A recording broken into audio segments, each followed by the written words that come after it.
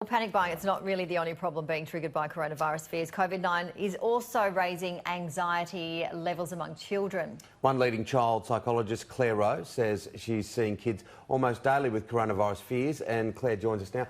Look, these fears are grown by what they're hearing from their parents, they're seeing or reading in the media, being exposed to in a whole new world where things come to children so much easier than they used to. Yeah, absolutely. So I'm wondering whether we should elbow tap here. Yeah, a bit of elbow action. Yeah, absolutely. And I'm seeing, a marked change in what I'm seeing in my practice in the last 2 weeks compared to a month ago. So the hysteria and escalation of this, I mean, like nothing else I've seen before. I've seen kids with fears of climate change and other things that have bubbled along for a couple of years now. This has just taken off. And I think, part of it is just what they're seeing through the media and also in the playground. I think, unfortunately, as parents, we can't shield them from knowing about this. And I think to some degree that's why a lot of parents feel a bit helpless, because it's out of their control of what they know and what they don't. So the big question, I guess, is what do you say to the children and the parents, obviously age dependent? Do you try and get them to change the subject? Do you state the facts?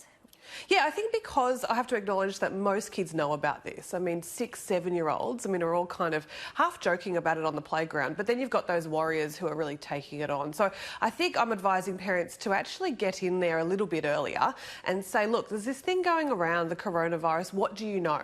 So find out what they know first. I think sometimes we have a tendency to jump in and split out all these details, and that creates kind of more worry. So get in there, say, what do you know? How do you feel about it? What are people saying about it? What have you seen? So figure out that first. And then I think what you need to do is, look, give them some rational information, give them some factual information and say, yes, there's this flu going around. What can we do to protect ourselves? We're learning more about it every day. We're working on a solution for it. But essentially, what can we do? We can wash our hands every now and then. We don't need to cover ourselves in hand sanitizer every half hour. I've seen a boy this week who, over his face, over his body, over his arms, every half hour at school. Parents, please don't send along your kids with hand sanitizers in the school bag. It's only going to give the wrong message. Are these reminders, these moments, reminders just to let children be children? Look, I get what you're saying about giving a brief outline and just let it go. Please go outside and play. Go and play. Kick the ball, catch the ball, ride your bike. Yeah, and I think for the vast majority, 95% of children, that's what you need to do. I mean, there'd be many children that you could actually just say to them, you don't need to worry about this. This is something that adults are taking care of. Go and play, forget about it. And I think there's a whole heap of children that would be enough. I think there's probably a minority there that go and ruminate and continue to think.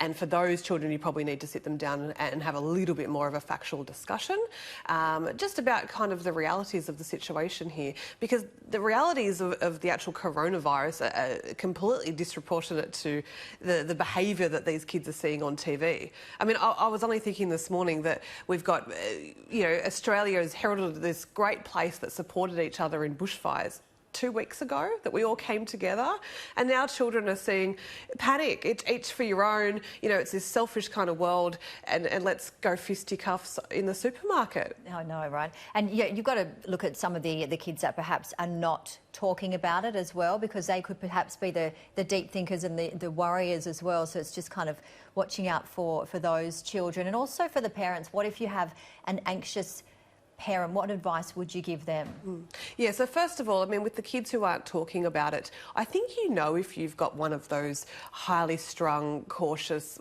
over-analysing kids, right? So if your kid's not talking about it, but you've never seen any signs of worry or anxiety in them in the past, they're probably fine, okay? I saw a kid this week who his biggest fear was that they would come up with a vaccination, because then he'd have to get a needle. And I thought, that's a pretty good kid response. I was pretty pleased with that.